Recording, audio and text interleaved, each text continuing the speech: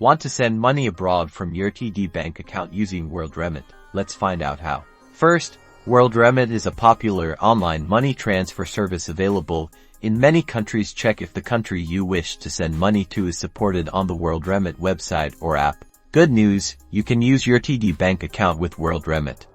The easiest way is to use your TD bank debit card directly on the Worldremit platform. Simply enter your card details during the payment process.